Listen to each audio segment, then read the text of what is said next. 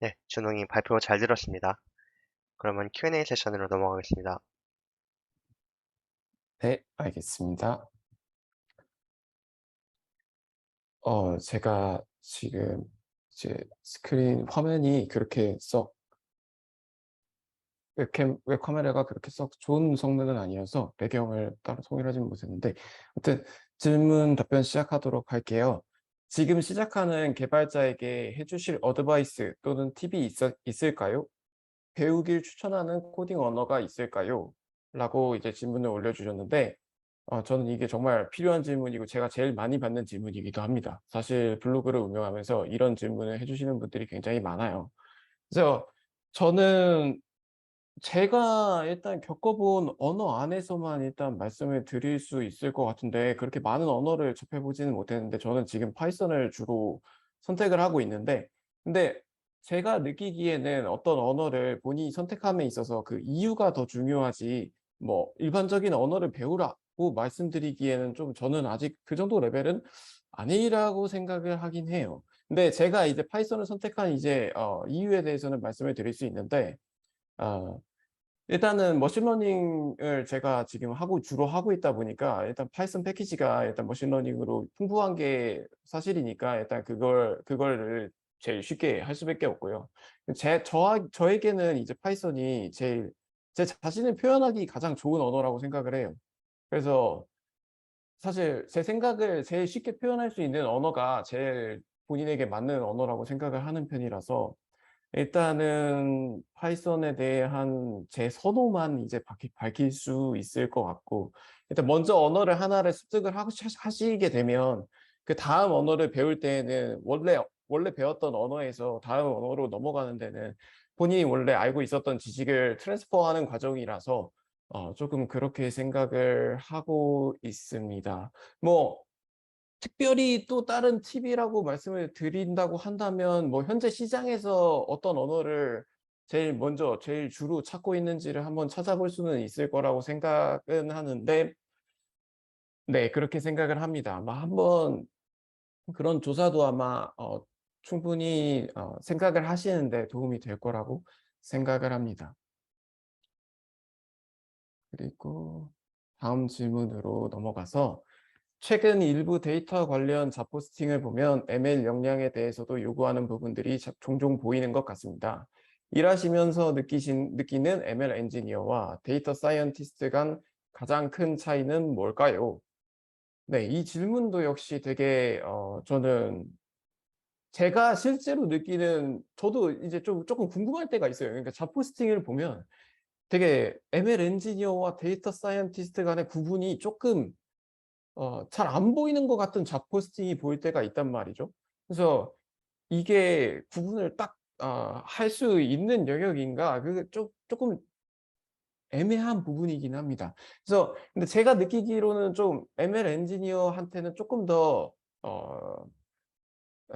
소프트웨어적인 역량이, 소프트웨어 개발에 대한 역량이 좀 필요할 때가 있고, 근데 이것도 회사마다 좀 다를 때가 있어요. 그러니까 ML 엔지니어라고 뽑아서 개발자처럼 이제 일하는 경우가 있고, 그래서 이제 좀 또 다시 한번 좀 약간 원론적인 얘기로 돌아갈 수밖에 없는 게, 좀 자포스팅을 좀 참고를 잘 해주셨으면 좋겠다라고 말씀을 드릴 수 있는데, ML 엔지니어이지만 뽑아서 ML 엔지니어링 진짜 머신러닝 모델을 만들고 트레이닝을 하고 이제 배포를 하고 뭐 이렇게 될 수도 있지만, 개발자처럼 일하는 경우도 있다. 사실 이게 지금 제가 재직 중인 회사에서도 경계가 되게, ML 엔지니어와 소프트웨어 엔지니어의 경계가 좀 모호할 때가 있는데, 근데 다시 돌아가서 질문은 사실 ML 엔지니어와 데이터 사이언티스트이긴 해요.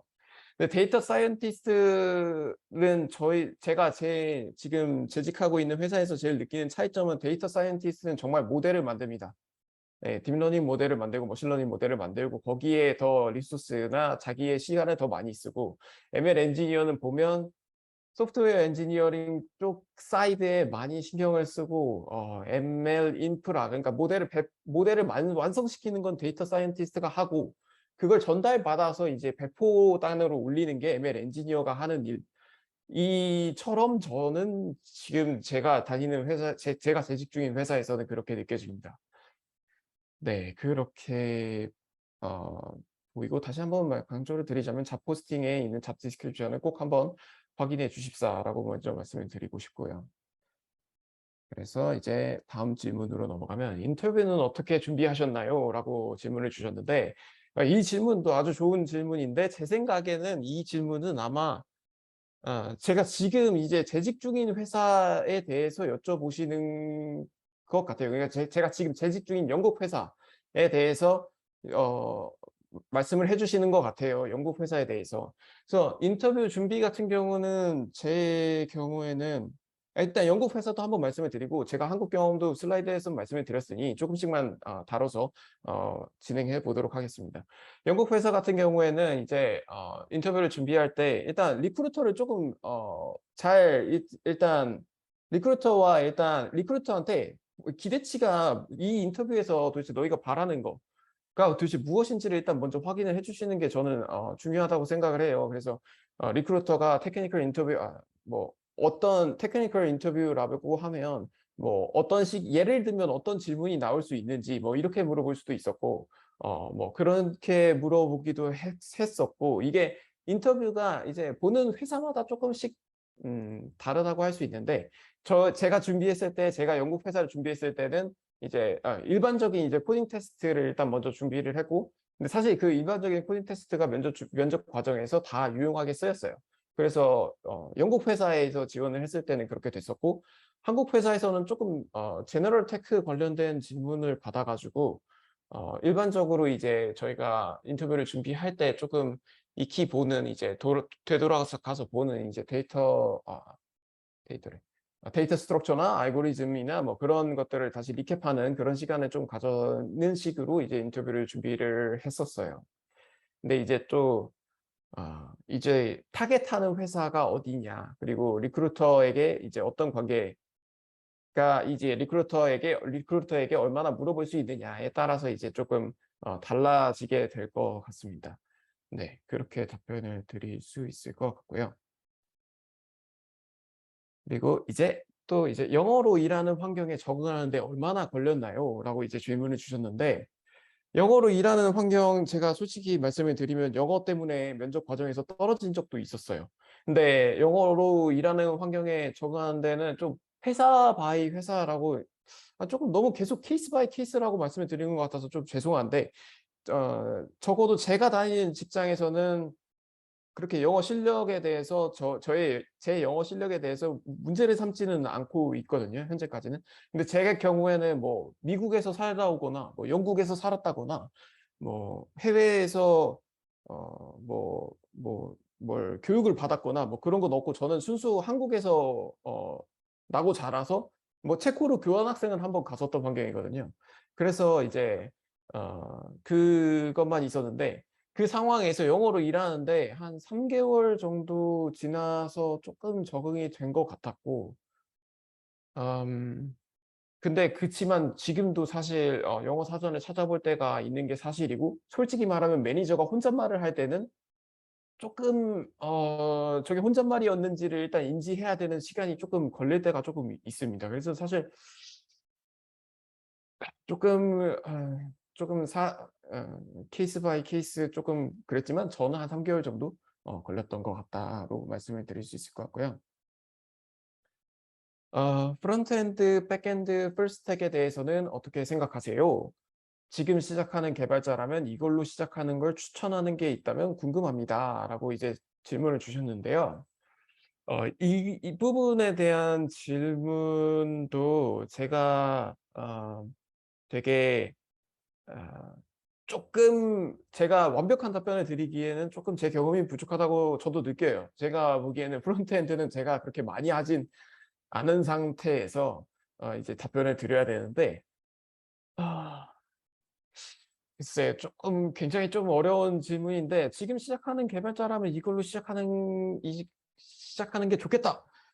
라고 말씀을 드린다면 조금 글쎄 조금 추상적인 레벨로 좀 말씀을 드리면 근데 이게 정확한 얘기가 아닐 수는 있는데 제가 일단 프론트엔드를 많이 해 보지 않았다는 걸 일단 전제로 들어 주셨으면 좋겠습니다. 그래서 제가 보기에 조금 구분을 하는 거는 좀 시각적인 변화를 좀 좋아한다. 그러니까 GUI적인 레벨에서 노는 걸 좀 좋아한다. 그러면 좀 프론트엔드를 해보라고 권유는 하는데 그것도 또 적성에 맞아야 하니까 또 그렇게 강요하는 건 또 쉽지가 않고요. 어 좀 그것보다는 조금 로우 레벨 혹은 좀 로직 돌아가는 게 조금 더 재밌다 그러면 백엔드를 조금 더 해 봐라라고 말씀을 드리는데 글쎄 제가 좀 이 질문에 정확한 답변을 드리기에는 조금 제 레벨이 조금 아직 부족하다는 걸 좀 많이 느끼게 되는 것 같습니다. 네, 질문이 좀 답변이 좀 만족스럽지 못하더라도 좀 이해를 좀 부탁드립니다. 제가 프론트엔드는 그렇게 큰 경험은 없어서요. 그리고 이제 하나 더 질문을 할 수 있을지 모르겠는데 제 직급은 데이터 사이언티스트이지만 실제 업무는 ML 엔지니어와 ML 옵스를 하고 있습니다. DS라고 하더라도 회사마다 JD에 따라 매우 달라지는 것 같아요. 예, 이 정확한 지적이시라고 정확한 포인트라고 생각합니다. 솔직히 근데 이 경우에는 아마 답변하시는 분이 아마 의도가 좀 있으셨을 것 같은데 데이터 사이언티스트로 직급이 데이터 사이언티스트이시지만 이제 보시면 글쎄 어느 곳에서 근무를 하시는지는 조금 정보가 없어서 조금 애매하긴 하지만 조금 매니징 하시는 분이 계신다면 매니징 하시는 분과 조금 본인의 의사를 조금 더 피력해야 되지 않을까. 그러니까 본인이 하고 싶은 바에 따라서 조금 더 피력을 해야 되지 않을까. 그리고 다시 원론적인 포인트로 돌아오자면 잡 디스크립션에 이제 따라서 매우 달라지니 부디 꼭 이게 ML 엔지니어 같은 건지 ML 옵스 같은 건지 데이터 사이언티스트 그러니까 모델링을 하는 건지 소프트웨어 엔지니어링 적인 것을 하는 건지 꼭 확인을 하고 지원을 해 주셨으면 좋겠다라고 말씀을 드릴 수 있을 것 같아요.